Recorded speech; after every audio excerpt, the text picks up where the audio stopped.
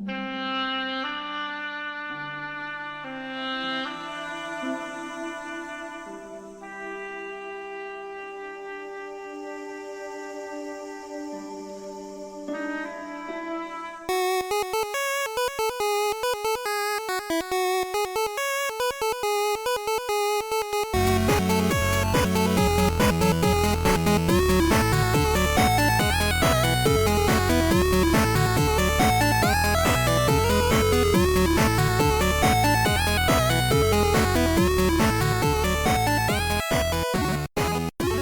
everybody, welcome to another episode of Classic Gaming Brothers. I'm Zach. And I'm Seth. And we are the Classic Gaming Brothers. That's right, we are the Classic Gaming Brothers. That's right. That's right. So before we begin, I do have some corrections to make to our Jedi Knight episode. These weren't corrections noted by producer Doug. They were noticed by me. Yet. Yeah, they haven't been noticed by producer Doug yet. They were noticed by me. Specifically, I said that in Jedi Knight, Kyle meets Q-Ron, the Jedi who gets killed by Jarek, which is true. He meets the Force Ghost of Q-Ron. But then I said that Q-Ron is the Force Ghost that Kyle sees at the Valley of the Jedi in Jedi Outcast. That's not true. It's Morgan Katarn, who is Kyle's dad. But in all fairness, I was watching a video of someone talking about Jedi Knight, and they said they were also confused. So I feel like I was not the only one. The ghost in Jedi Knight 2, Jedi Outcast, is his father. His father, Morgan Katarn, who is Force sensitive, but I don't think is a Jedi. But he was friends with the Jedi Q-Ron. So there's a connection. It's not like they're just randomly there. That's exciting. But you know what's more exciting? The games that we've recently been playing. Yeah. So Seth, why don't you talk about the game that you've been recently playing? So recently I've been playing Frostpunk 2, which was developed and published by 11-Bit Studios and released back in September 20th of 2024. So not that long ago, but perhaps long ago if you're listening to this episode in the future. However, if you're listening to this episode in the normal time that you listen to this episode, it was probably pretty recently. Anyway, so I've been playing Frostpunk 2, where you develop, expand, and advance your city in a society survival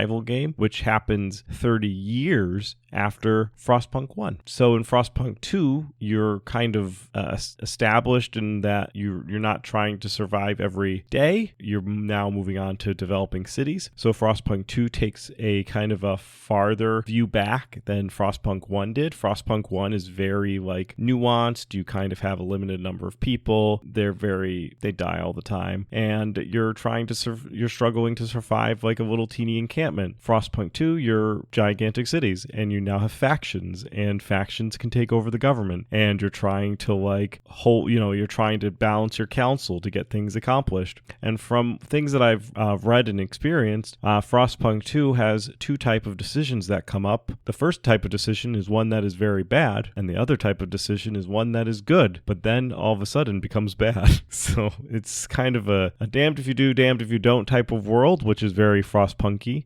It's a pretty fun society survival type game. So if you like city builders and you like being frustrated with everybody dying and the world ending, Frostpunk 2 might be the type of game that you might enjoy. I don't necessarily know if you need to play Frostpunk 1 to play Frostpunk 2. I certainly played Frostpunk 1 and enjoyed Frostpunk 2, but I don't think it's necessary if you want to just jump into the new one, beyond knowing that the world ended and you're British. But Zach, yes, what have you recently been playing? Seth, recently I've been playing Half-Life for the Dreamcast. Half-Life for the Dreamcast was ported by Gearbox Software back in the 2000s, actually around the time of the year 2000, and it was never officially released as it was canceled just a few weeks prior to its release. In fact, it was canceled at such a state of being almost already done that the Prima strategy guide was printed and available in stores around the time that it was canceled. So you can buy a Prima strategy guide for a game that never came out. But what happened was Gearbox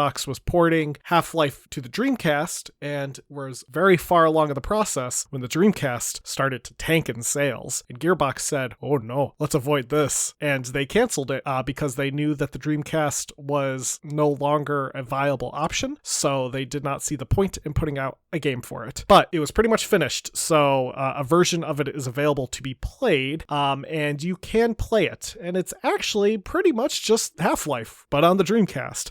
It has some some differences. Obviously, because the Dreamcast is not as powerful as a PC at the time, sometimes the game has a little bit of stuttering in the graphics, but overall it plays well and it looks pretty good. In fact, they did a update to some of the models in the game and the textures in the game to make them look a bit more fleshed out than they do in the original PC version. Anyway, I've been playing the game on my Dreamcast thanks to using a GDMU, which is an SD card reader for the Dreamcast. I took out my faulty disk drive on my Dreamcast that I mentioned a few episodes back, and now I can play any game I want.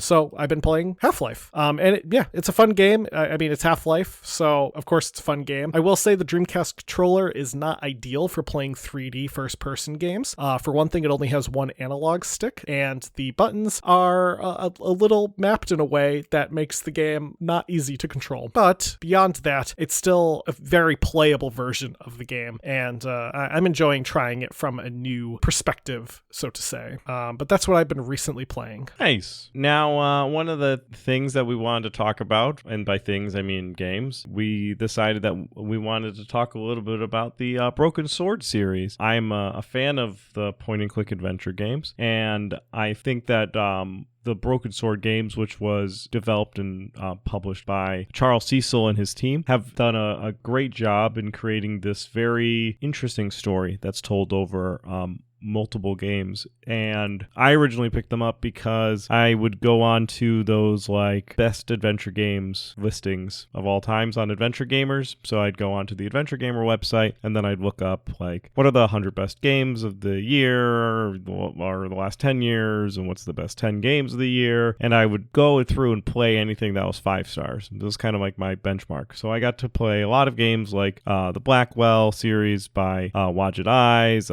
played The Longest Journey, and played a lot of different adventure games through that type of digging around into those lists. I still do that today, so I still go to Adventure Gamer and try to find like generally 4.5 or 5-star games are really, really good. Some of them are very much like groundbreaking games for the genre, and Broken Sword, specifically the first couple, were of that caliber. They're great story, very much point and click adventure games with the trying to not as complex or obtuse as like Gabriel Knight with the cat hair maple syrup mixture that you need to do in order to pretend to be Detective Mosley, but it's definitely they're still challenging enough. Now I don't think Zach doesn't really play a lot of adventure games, but I don't think he's played the Broken Sword series of games. However, I went and bought the collection of the entire ones after I dug them out, and I played through the first 2.5.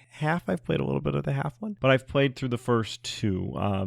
I played the first one as the director's cut, and then I played the remastered second one. They actually just released a remastered, Reforged. It's getting high praise. They really redid the UI, and they did use AI to upscale it. However, it's $30 when the director's cut, which is perfectly playable, is $6. Oh yeah, and I don't think it's that different of a story. Well, so I talk a little bit about I put notes about the Reforged version in the Legacy. I do know that it doesn't include stuff from the director's cut. The Reforged version is based on the original game. Yes. So there's stuff in the director's cut that's unique, but it also uses the original audio from the first release and not the audio that was made, I think, for the director's cut, because I think the audio in the director's cut is different. That's probably true. Also, I was told that they kept the deaths in. One of my early memories of playing through at least the first one is I don't know if there's deaths in all of them, but there are ways that you can have your character die in the first one for sure. And sometimes it happens if you take too long to do something, or if you choose the wrong option. And I wasn't saving when I was playing through it, and ended up dying in an instance where I did not think I was going to. I didn't know there was deaths in the game. And so then my character died and the game went over, and I was like, oh no. And I'm pretty sure I had to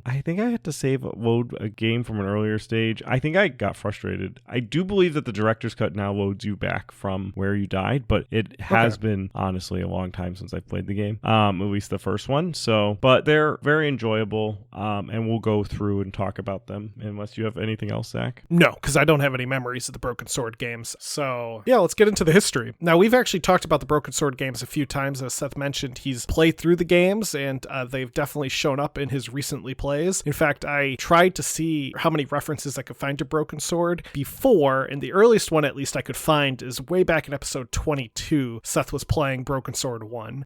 Nice. That's when I was going to go through the whole series. I'm pretty sure, yeah. So I wouldn't be surprised if following that you talked about any of the other Broken Sword games. But getting into the history of Broken Sword itself and the company behind it, Revolution Software, the company was founded in 1989 by Charles Cecil, Tony Warnier, David Sykes, and Norrin Commodi. Revolution Software got their start in York, England. And prior to starting the company, Charles and Tony worked for Arctic Computing, a British game company that developed software for the ZX Spectrum, C64, BBC Micro, and various other computing systems. The logo for Revolution Software is very distinct. It's this red sunset with a silhouette of a group of men on horseback all carrying flags. And this logo reportedly was heavily inspired by the 1981 fantasy film Excalibur, which makes a lot of sense with the games that Revolution would put out, especially with their first game. Revolution Software's first game would be Lure of the Temptress for the Atari ST, Amiga, and DOS. Released in 1992, Lure of the Temptress is a fantasy point-and-click adventure game, and it was built in a proprietary engine called Virtual Theater. Now, in Virtual Theater, because it's spelled with an R-E at the end, character movements were controlled via mouse or a gamepad, and players would have to pick up objects and items and use them to interact with puzzles. Lure of the Temptress would do well on release, with critics comparing it to the adventure games put out by companies like Sierra and Lucasfilm. As of 2003, the game has been considered freeware, and you are able to play it not only via Scum VM, but it's also free on GOG. The Virtual Theater engine would be used again for the next original title from Revolution Software, Beneath the Steel Sky, which is also a really good game, and the original game is actually available for free on Steam. And then they did make a sequel thingy called Beyond a Steel Sky, which is in 3D. Both of those are a little different than the Broken Sword series. They are a little more futuristic versus like mystery type deal. Now, released in 1994, Beneath the Steel Sky was a collaboration between Charles Cecil and Dave Gibbons. Gibbons, for those who may not know, was a popular English comic book artist who had done art for publications like 2000 AD, Marvel's Comics Doctor Who, and a little series called Watchmen by Alan Moore. Charles had been a fan of Gibbons' work and thought that they could be a good team to develop a game together. Gibbons would work on the backgrounds for the game, drawing them first in pencil and working with Revolution directly to properly digitize them. He also worked designing characters and creating sprites for the game, drawing them in deluxe paint for the Amiga. Gibbons reportedly struggled to show personality for the characters, preferring the simple designs of games like Flashback. Revolution wanted detailed characters, so they had to find something that worked best for them. The game is set in a dystopian future when Earth has been heavily damaged by a nuclear war, and you have to play as Robert Foster, who finds himself in Union City after being abducted, and he has to fight against a tyrannical fascist AI. Now, Beneath a Steel Sky was released for MS-DOS and Amiga in March of 1994, and like Lure of the Temptress, was well received critically, with publications like PC Gamer giving the game a 91% and CU Amiga giving the game 95%. The game also sold well, with an estimated 300,000 units sold in the game's lifetime. Also, like Lure of the Temptress, the game has since been released as freeware, as we mentioned earlier, and is available on Good Old Games and Steam. The next game that would be the topic for our episode today, and I'm going to say the main topic, and since it's Charles Cecil's main game, is the first game in the Broken Sword series, called Broken Sword: The Shadow of the Templars, and was built once again in the Virtual Theater engine. Development began sometime between the release of Lure of the Temptress and Beneath the Steel Sky. Charles was planning another game and wanted to set the game in Paris and feature the Knights Templar. In October of 1992, Charles went to Paris to do some research on the Knights Templar, and he also read the book The Holy Blood and the Holy Grail by Michael Baguette, Richard Lay, and Henry Lincoln. After reading the book, he started to work on the story with Dave Cummings and Jonathan Howard. Apparently, while working on the script, Charles and Dave would go to a film writing course with the script for the game, and it was read by BBC scriptwriter Alan Drury. Now, Charles wanted with his script to not follow the typical formula of a comedic adventure game that titles from Sierra and LucasArts excelled at. Some of their previous games had used humor in the writing, but he really felt it was important to create a game that had a more serious tone. He also didn't want the game to feel like an interactive movie, but he did want it to feel overall cinematic, which is part of the reason why I like the Broken Sword series, because it is more serious in tone versus some like slapstick Secrets of the Monkey Island and stuff like that, where its humor is driving those Sierra games. And for me personally, I've always preferred the serious adventure games, I guess, versus the funny adventure games, which is why I play Broken Sword. Now, to make the game come alive, and also to be better than some of the other games that were out at the time, Revolution brought on artists from Don Bluth's studio to do the backgrounds. They also hired Mike Burgess, an animator from Ren Rover Animation Studio, to create the intro sequence to the game. The music would be composed by Barrington Fulong, who primarily did music for British television, specifically Portrait of a Marriage and our dad's favorite show, Inspector Morse. Now, Fulong would write over 3 hours of music with over 400 cues. He wanted the music to flow with the game itself, so it would be a unique experience for the players. Now, the plot of the game, and Seth can fill in any holes here, because I mostly based this on what I was reading, but the plot of the game follows George Stobbart, an American tourist in Paris, who witnesses an assassin, who the assassin is dressed as a clown, steal a briefcase from a cafe, and then kill an old man with a bomb. George then meets Nicole Collard, a photojournalist who planned to meet the old man, and she is also investigating a series of assassinations that have all been perpetrated by a serial assassin that wears different outfits. George finds the assassin in a nearby hotel and recovers an ancient manuscript that ties everything to the Knights Templar. And the story basically spins off from there, with George trying to tie all the clues together and stopping a group called the Neo-Templars, this group that is rising to power and wants to take over the world using Neo-Templar powers. The game would be released to PC by Virgin Software, and the team wanted to also release the game on PS1, but Virgin Software declined to do a port to the PS1, as they felt it wasn't a good fit for the console. Virgin told Revolution that the PS1 was a 3D console and 2D games just weren't strong sellers. So Revolution did what any company would do. They went to the source, and they went to Sony directly and said, "Hey Sony, do you want to publish this game for your PS1?" And Sony said, "Absolutely." So Broken Sword came out on PC and PS1. The first Broken Sword game would sell very well. It sold well enough that for the first time, Revolution would actually receive royalty payments for the game, because, and we'll explain this a bit later, Revolution had a contract with Virgin and a few other publishers later that basically would guarantee them money from the contract, but they wouldn't necessarily see revenue sales, as a lot of the revenue sales would go to the publisher. But obviously, if revenue sales are exceeding expectations, there is the chance of royalty payments, and thus Revolution was receiving royalties. By August of 2000, they sold 825,000 copies of the game, and the PS1 version also did well, selling about 500,000 copies. The game was also well received. It earned a 9 out of 10 from the publication Edge, 5 stars from the publication Adventure Gamers, and 9.2 out of 10 from GameSpot. A review from Edge said the game was better than previous titles put out by companies like LucasArts, and referred to the game as the quote-unquote best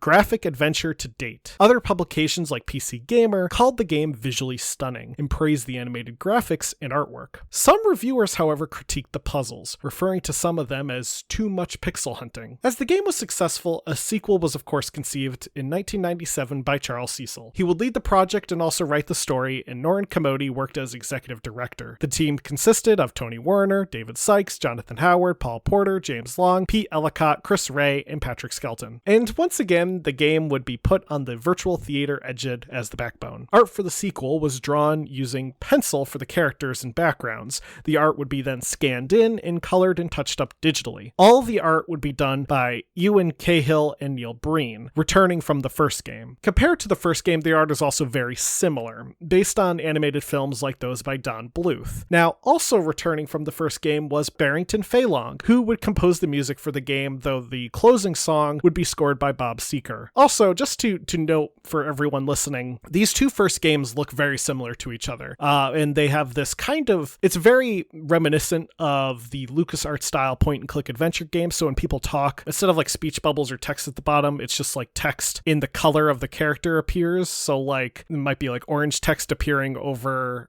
George and like a different color appearing over Nicole. And it's in this like sans serif font, very easy to read sort of text. And also the characters were all drawn to look kind of like animated characters. So they weren't really, they were pixely because that was what the graphics at the time were capable of. But they did try to smooth things out to make them look more of like animated figures and not like game sprites. Almost every game has a different art style to it as you go except for the first two. Very, very similar to the first two, but then we'll talk how they like dramatically get different and then they get similar again. But unlike the Gabriel Knight series, they did not have an FMV intro. I know, which is like the most disappointing thing. So I was trying to look up a picture of like one of the characters in the game, and I think I saw a cosplayer, and I was like, oh, please tell me there's an FMV sequence. But no, it was just a person cosplaying. Now, Broken Sword 2, The Smoking Mirrors plot takes place about 6 months after the first game, with George returning to Paris to attend his father's funeral and reuniting with Nicole Collard. Nicole tells George that she is working on a story about a Mayan artifact, and she invites George to join her when she meets an archaeologist who is familiar with the artifact. When they arrive at the house of the archaeologist, Professor Ubier, they are ambushed by a group of Central American drug smugglers who knock out George and kidnap Nicole. After waking up, your quest is to save Nicole and discover the secret of this Mayan artifact, which involves you going to South and Central America. Broken Sword 2, The Smoking Mirror was released in 1997 for Windows and PS1, and like the first game, it was a hit. By March of 2001, 2 million copies were sold. Reviews, however, were mixed. Next Generation gave the game 3 out of 5, Gaming Age ranked it B+, and GameSpot gave it a 7.9 out of 10. Most of the critical comments came in the line with the graphics, which people noted weren't, as one critic put it, that outstanding. Reviews from the second game about the graphics must have been taken to heart by Revolution Software, because for the third game, The Sleeping Dragon, they opted to go with a new engine called Renderware. Renderware had been around for a few years and would be used for many games like Alone in the Dark, The New Nightmare, Battlefield 2, Modern Combat, and Call of Duty Finest Hour, to name a few. As the engine is a 3D engine, it meant that it radically redesigned the game. Now, there was a plan to make the game similar to the first two, at least in terms of the cartoon style, but Revolution felt that it would fall a bit too flat. They were inspired by Japanese anime to have believable looking elements while still keeping the game from being too realistic looking. To accomplish this, textures were drawn by hand to get a cartoon look. With the new engine, they were able to apply realistic lighting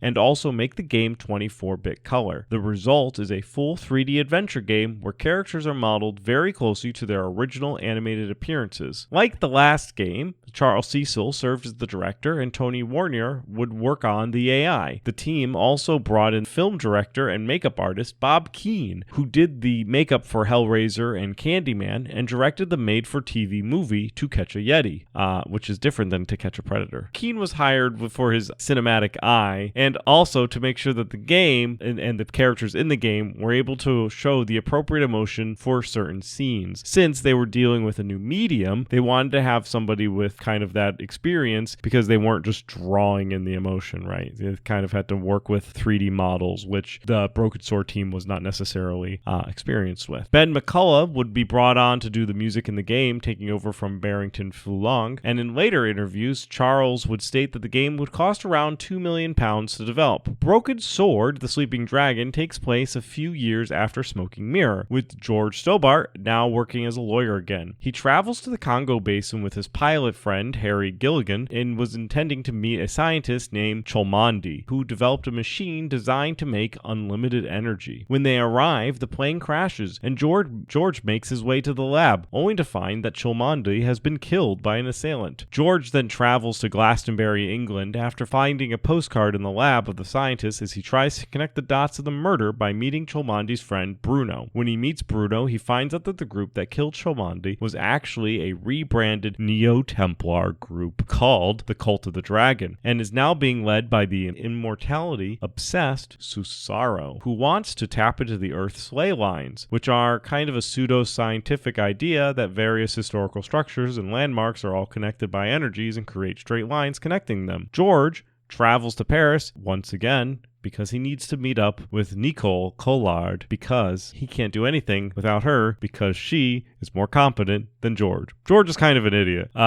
So he ends up just having Nico do all the hard work, and he chases her around. Also, he likes her a lot, and so the story goes on. But George is kind of dumb. He can't hold down a job. He's a lawyer in like 2 of the games. In one game, he's like a bail bonds officer. In another game, he's a tax assessor. He's not a good lawyer. Him and Gabriel Knight are essentially the same person. Gabriel Knight and George Stoddart are blonde men who get away with things because they have more competent women in their lives. That's true. Now, The Sleeping Dragon was released in 2003 for Windows, Xbox, and PS2. While the game sold decently well, with the reported few 100,000 copies being sold, it was a bit of a financial bomb for Revolution, as they had invested a ton of money into the game, and reportedly they were not really able to make up the money that they had invested. It was reviewed positively, though. Edge gave it 9 out of 10, IGN gave it 8.4 out of 10, and GameSpot gave it an 8.1 out of 10. In later interviews, though, Charles Cecil himself would criticize the game and say that it had way too many block puzzles. A 4th game would begin development shortly after the 3rd, with the official announcement for Broken Sword, The Angel of Death, being made in August of 2005. In an interview, Charles Cecil noted that he had planned for the series to be a trilogy, but fans demanded another game, so they got to work on making that fan demand come true. Despite The Sleeping Dragon releasing on 3 different platforms, it was decided that The Angel of Death would only be released to PC. This was done primarily per Revolution developers to push the limits of what a PC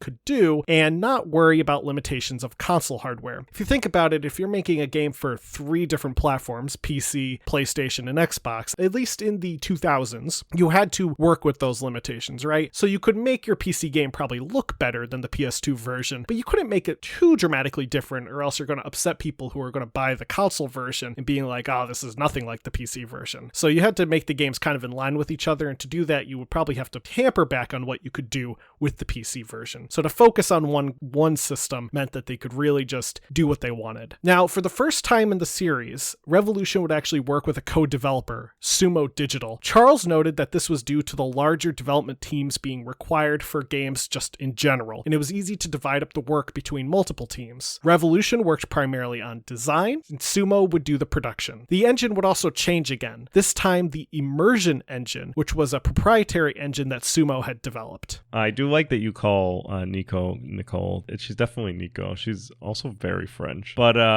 what I do want to say as we go before talking about the 4th game is that the 4th game and the 3rd game were the games that we mentioned and we'll mention that moved into the 3D realms versus being 2D. And they are also the ones who have the mixed reviews on Steam. Which is funny that they got positive reviews on release, but I guess, that's critical reviews, not fan reviews. Yep, and then all the other ones that are in 2D, including the 5th one, all have very positive reviews. So I just think it's funny that the change in art style didn't do this game any favors, or the series any favors. Now, one plan for the game was for the 4th game, The Angel of Death, was to address fan concerns with certain elements that were criticized from The Sleeping Dragon, such as a high number of action sequence and making a point not to use as many crate puzzles because people aren't playing as Sokoban, so they took care of those crate puzzles away. Also, like Sleeping Dragon, the art style would change. Instead of the more cartoony appearance of the characters, they were giving a far more realistic appearance.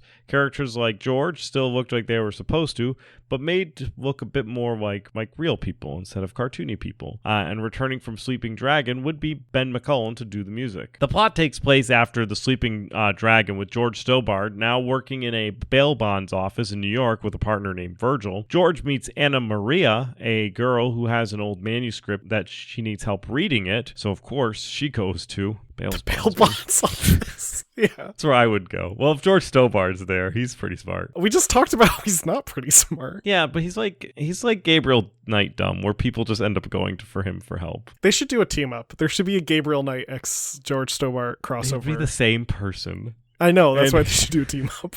Now, while Anna Maria has her manuscript at the bail bonds office, mobsters arrive to steal the manuscript and ransack George's office in the meantime. George finds that the mobsters are being led by Fingers Martino, who runs the meatpacking factory, because a mobster named Fingers should definitely run the meatpacking factory. I applaud Charles for that fun mental picture. Now, George soon learns that the mob has ties to a cult that ultimately is attempting to summon the Angel of Death, hence the name of the game, and his adventure leads him to once again to team up with Nico Collard, who he bumps into when she's posing as a nun named Sister Immaculata. And these games tend to allow you to play as both George and Nico.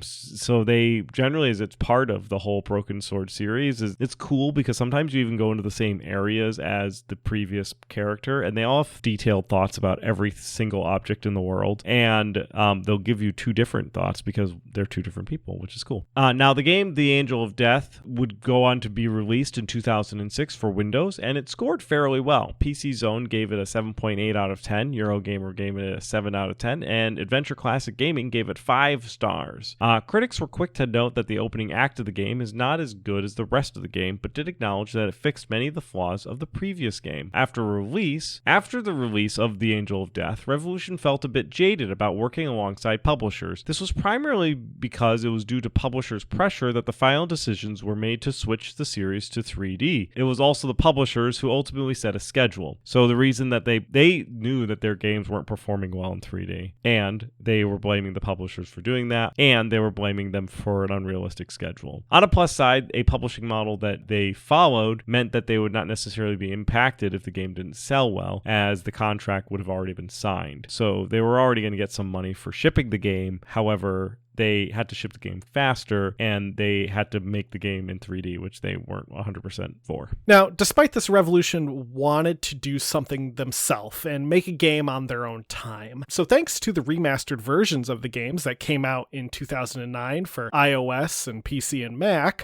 Revolution was able to actually earn some more money. Because they were distributing the PC and Mac versions through GOG directly, they could earn 70% of commission from the releases, as opposed to the 6 or 7% they were earning back when they had originally published the games. With a bit more money, they began to work on their next project, The Serpent's Curse, which they were able to initially self-fund at about $500,000. However, $500,000 in game development is not a ton of money, so ultimately it got spent down during development and the game would be delayed. In 2012, Revolution decided that they were going to go a different route. They did a Kickstarter and set a goal of $400,000. Revolution reported in their Kickstarter that they were being propositioned by third-party publishers, but they still wanted to self-publish the game. So according to them, they had people knocking on their door saying, hey, we'll help you make this new Broken Sword game, but Revolution said, no, that's not what the fans want. The fans want to do this right. So the Kickstarter would allow them to raise funds directly, and raise funds they did. By the close of the Kickstarter, they had raised a total of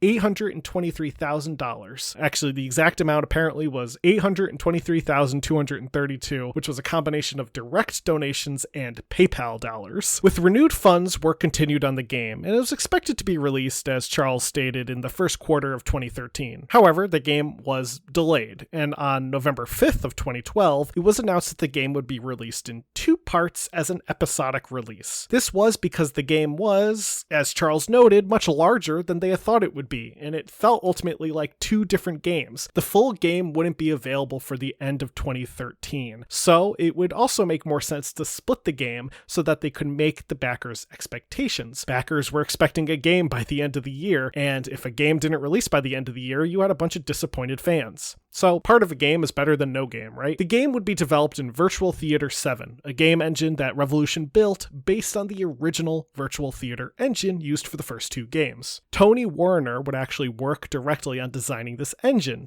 specifically the user interface and building out the game's scripting system. The art style, once again, changed. Instead of the full 3D, it opts for a style that is far more reminiscent and similar to the original 2D art style from the first two games. This includes framing scenes to have fixed angles, but with an updated aesthetic. Characters would also be designed a little differently. They would be modeled in 3D, but the 3D models would be exported as pre-rendered 2D sprites. Some fans reportedly didn't like this, but Charles explained it was done so that they could have the best quality of the game. Essentially, the idea is that with high resolutions, Charles was worried that having hand-drawn sprites would just not look as good, which I guess is his opinion on the matter. I think there are probably other ways to do it, but that's just what they did. They also wanted the game to look good in terms of the art itself, so they would employ artists from Disney, DreamWorks, Nickelodeon, Aardman, Sony Pictures, 20th Century Fox, and Universal, who all worked on the layout of the art. Now, the story is set for the Serpent's Curse after the Angel of Death, and George has once again changed job. He's now an insurance assessor, and while in Paris, which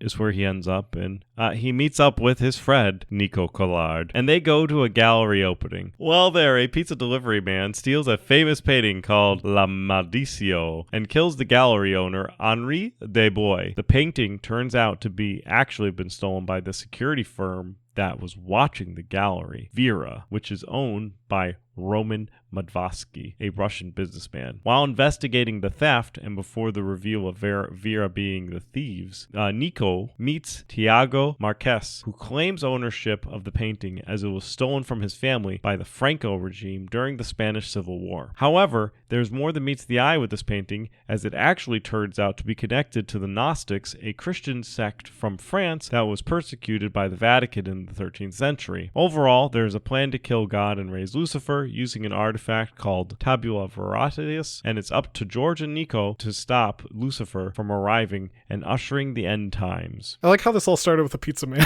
Broken Sword is a game that goes from a pizza man stealing a painting to someone trying to kill God. Yeah, well, at least there was no Templars. Which, the plot of the story was reportedly distanced from the previous Templar storylines due to the fact that the Da Vinci Code was incredibly popular and the Templar storylines had already flooded the market. Reportedly, Charles Cecil has stated that some fans have claimed that Dan Brown was even inspired by Broken Sword, but Charles acknowledges that he doesn't personally believe this, or at least has stated in an interview that he would never claim that this was the case to avoid potential legal problems. Now, with the Templar storyline being a bit of an old hat by the time the Serpent's Curse was in development, Cecil turned to the Gnostic Gospels as influence. For those unaware, the Gnostic Gospels are a controversial set of religious texts that were discovered in the Nag Hammadi in a clay pot in 1945. The text contained what is believed to be a largely apocryphal, including stories of Jesus' childhood. The Gnostics themselves were a loose group of Jewish and early Christian sects whose history is still disputed. Anyway, the Serpent's Curse would release in December of 2013, or at least Episode 1 did. Episode 2 was released in April of 2014. However, in 2024, you can buy a full version as it would get released in June of 2014. And I think you can only buy the full version, which is selling for $24.99. Now, the game was released on PC, Linux, OS X, PlayStation Vita, and the full retail version came out on Windows, PS4, Xbox One, and Nintendo Switch. Episode 1 was released to mixed reviews, with praise being given to the art and story. The publication Edge gave the game a 6 out of 10, Hardcore Gamer gave it a 4 out of 5, and GameSpot gave it an 8 out of 10. The main criticism was that the game was too linear and also a bit too easy. The cliffhanger between 1 and 2 was also criticized. Episode 2 had slightly better reception. Ink Gamers gave it an 8 out of 10, Metacritic has it at a 72 out of 100, but however, GameSpot did not like it as much, giving it a 6 out of 10. I'm assuming that GameSpot didn't feel like Episode 2 did enough to change things. One major criticism is that the game, per one review from Adventure Classic Gaming, assumes that you already know about the Gnostic Gospels and expect players to identify obscure references in paintings, which can be annoying if you are attempting to find certain things in paintings that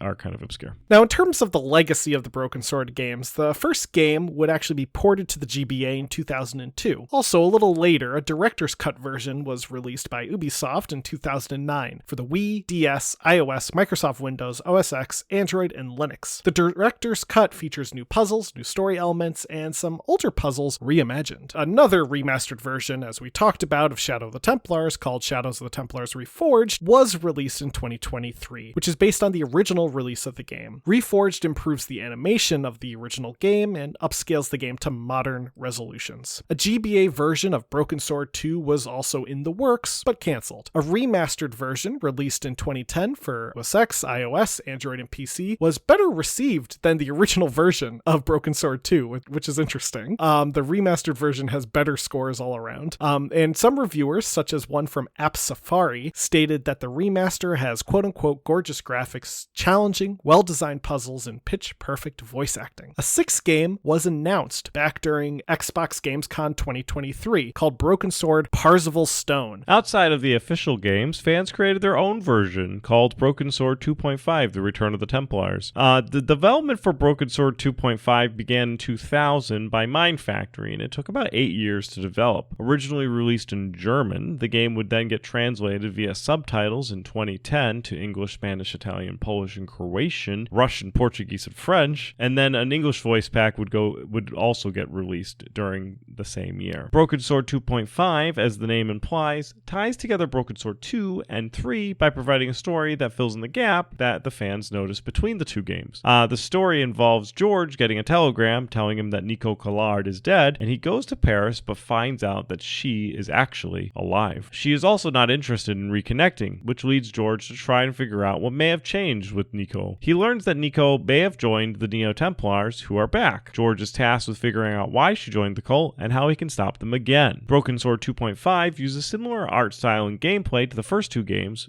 keeping with the 2D animated style. I wish there was at the end a turning into a 3D moment. Now, beyond the games, a movie was also tentatively in development for years. Charles Cecil has been working on coming up with an adaptation. As of 2012, he reported that they were trying to find someone to make the movie or the show. And I recall reading an interview by Charles Cecil at one point in time where I don't believe that he ever plans on ever not making a Broken Sword game. I feel like he's just well, there's more stories to tell with George Stoddart and Nico Collard, but we have not at least seen a game since the release of the fifth one, since the remaster of the Reforged from earlier this year, and then the fifth one coming out back in 2014. So it has been a little while. Yeah, well, so I did actually look up Broken Sword Parzival Stone, and there is some images and stuff on Steam for it and a plot summary. Apparently Parzival Stone is going to be about George and Nico teaming up to fight a conspiracy involving brutal treasure hunters and a sinister cabal. And the art style in the game has once again been updated. It is a full 3D looking game, though it does combine kind of the 2D style for the gameplay segments, it looks like, but when characters are on the screen for cutscenes, they're more 3D. All right, well, that will do it for our Broken Sword series. Seth, as an adventure game fan, would you recommend people play Broken Sword? Yeah, I think if you're new to adventure gaming, period, and you want to check it out, I would probably recommend checking out the Reforged edition, because I believe the UI has been updated to be more modern, so you may enjoy it better. If not, if you don't mind dealing with a little antiquation, but the director's cut is fine. I've played through the director's cut. I feel like in the remastered version was good. I feel like it was something that was fiddly with something along the lines. I played through 2.5, but I don't think I beat 2.5. So that's kind of where I am. So I do like the Broken Sword series. If you're a fan of the Gabriel Knight series and you haven't heard of this series, I would recommend checking it out. I also recommend checking out Beneath the Steel Sky and Beyond the Steel Sky if you like more futuristic stuff.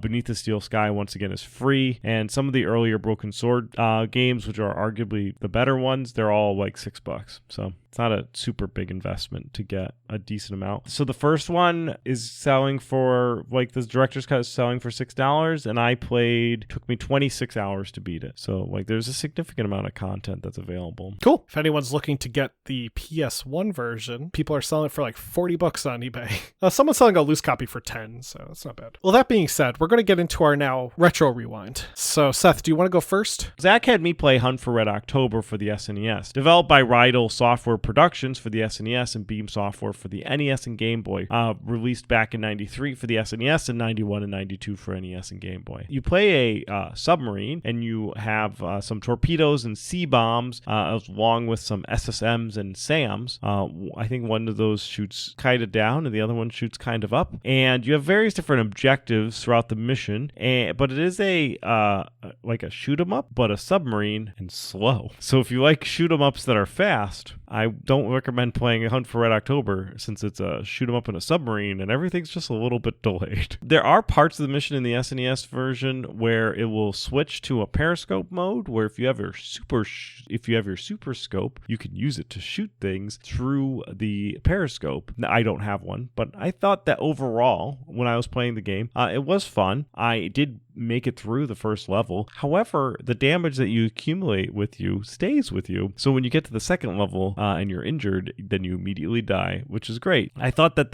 every button shoots off a different missile in a different direction, which I thought was unique. I liked going under people and shooting like the SAMs, which is the missiles that shoot upwards, the surface to air missiles. So I thought it was pretty fun. If you like submarine games, I guess I think that there are better done shoot 'em ups, but I think it's a unique shoot 'em up for sure. And I don't think it's necessarily poorly done. Zach, next week you can play Toddlers for the SNES. Cool, I will. Well, Seth had me play One Must Fall 2097 for MS-DOS, developed by Diversions Entertainment, published by Epic Mega Games. One Must Fall 2097 is a fighting game released in 1994 for IBM-compatible computers using MS-DOS. The game is set in the future, 2097, and you take on the role of different humans with combat giant robots called HARs, which stands for Human Assisted Robots. The gameplay is pretty simple for a fighter. Most of the controls for player 1 are bound to the numpad, and most of the controls for player 2, if you have a player 2, are assigned to the left side of your keyboard using like Q, W, E, A, S, D, Z, U, X, C. However, you could also play with controllers if you have them. I didn't have a friend to play with because I didn't want to, and I decided to play the single-player campaign of the game, which puts you up against the computer. However, the AI for the game seemed kind of dumb. It didn't really attack me much. They did occasionally punch me, but they weren't really aggressive, and because of that, I was able to get through like 3 or 4 of the first set of people you fight pretty quickly, and I did find the game a bit repetitive. I thought it was interesting. I like the art style. It's this kind of anime-esque art style. It reminds me, like the way that the mechs are designed almost remind me of Neon Genesis Evangelion, where they're very like sharp and pointy. However, I don't think the game is as serious as Neon Genesis Evangelion, which can be very depressing. Overall, I would say that it doesn't necessarily hold up, but I might try out OpenOMF, which is the remake project of the game, to see if that plays any differently. I imagine there might be some quality of life fixes that have been made, hopefully better controls. Also, just an interesting fact about the game One Must Fall 2097 is it is freeware, because the company decided in 1999, we're going to make this game freeware, and they just said it's freeware now, and they released the code for free. Anyway, for next week, Seth, you can play Realm of the Paladin for MS-DOS. Great. I'm looking forward to it. Thank you, everyone, for listening. If anyone has any memories of the Broken Sword games, feel free to email us at classicgamingbrothers@gmail.com. We are available on Podbean, iTunes, iHeartRadio, wherever podcasts can be found. You can also find us on social media: Facebook, Instagram, Classic Gaming Brothers, X, Blue Sky, CG Brothers Pod. We're also available on Threads. You can also find us now on YouTube. We've been on YouTube for a bit, but if you haven't yet, subscribe to us. And of course, go to our website, classicgamingbrothers.com, and check out our lounge, or go buy some merch. Anyway, that's all I have to say. Seth, do you have anything? Don't play games like my brother. And don't play games like my brother. I've been Seth. And I've been Zach. And we've been the Classic Gaming Brothers. That's right. That's right.